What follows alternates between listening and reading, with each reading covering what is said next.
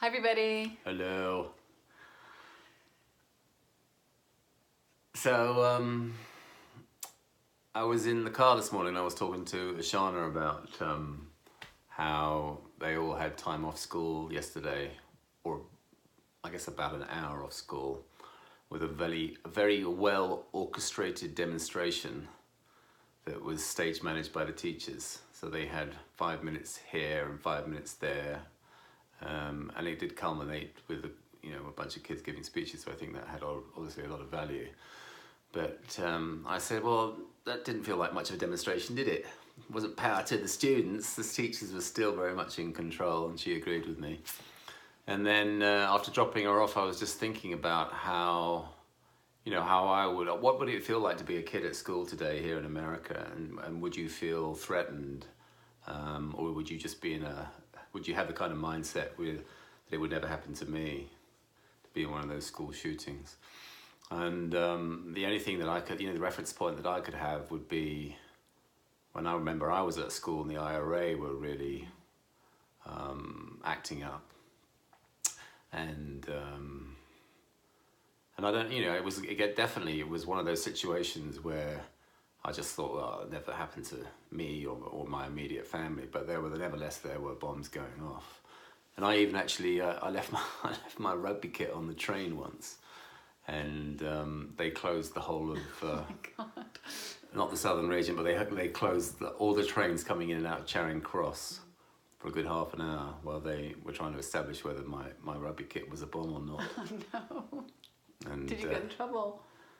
They were none too pleased with me because I had to go the following day to pick it up because it was in lost property, and there was the fine to get it back, or I don't know if it was a fine, but there was a sum I had to pay to get my rugby kit back, and it was £1, and I had 99p, and they wouldn't 99p? Yeah, they wouldn't accept it, so I had to go and fish a penny out the fountain in Trafalgar Square. That's funny. Such was my industry. At least you were resourceful. I know. But so that's the only thing that I can think of. I didn't feel like it was a threat, but I just wondered, how our kids, how they deal with that on a day-to-day basis. Is that something they're conscious of? Is that something they think about? Is that something they worry about? And I just felt concerned for them. Well, I know our eldest said that she was doing the demonstration and she was worried that maybe there would be a shooting at the demonstration. So Really? It was on her mind. Wow. Yeah, I think that it's so bizarre for me to get my head around it. I've lived in America now for, 23 years or something? Yes. But I can remember the first time I saw a policeman, even just a policeman with a gun, with an automatic weapon. In America? No, in England, in London, growing up.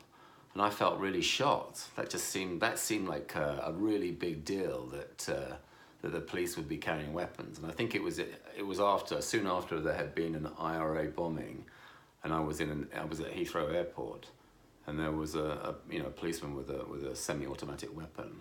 And I just thought, wow, it's like a police state. But I don't know. I feel like the Second Amendment is, I don't know, my stance on this is that if there were less guns on the streets, there would be less of these things happening. That, you take the guns out of the equation, and I don't know why people need to have guns. Oh boy, you're really going for it now.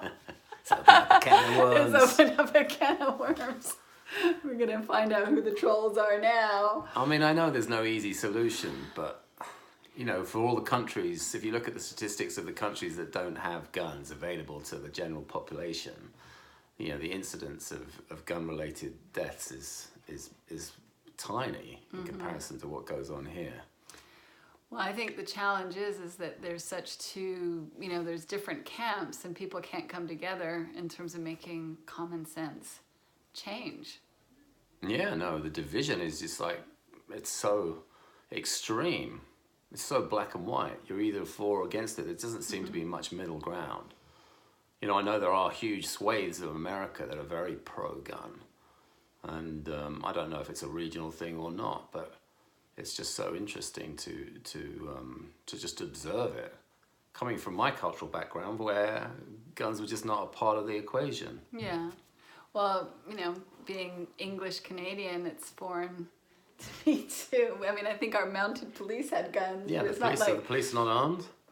They are, but I don't think we have the same kind of availability of massive firearms that is available here. Yeah.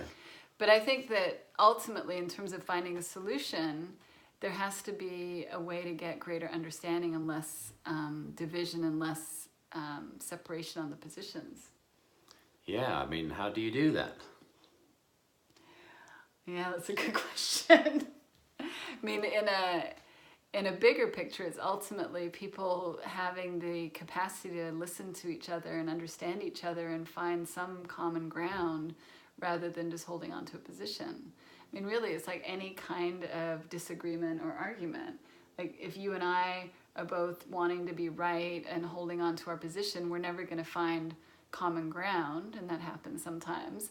And it's not until one of us, or both of us ideally, are willing to listen to each other and allow ourselves to hear the other person's point of view without dismissing it, disregarding it, disrespecting it, and really try and understand and get into that person's worldview, that then I think solutions come from that level of understanding.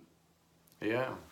Yeah, I think that sums it up in a nutshell. When people become self-righteous about their position, rather than philosophical, there's always going to be adversity, and it's really a case of people just being able to keep that in mind. Is that something like the Second Amendment could be a philosophical conversation. We don't have to get all tribal about it. Mm-hmm. We don't have to take our respective positions.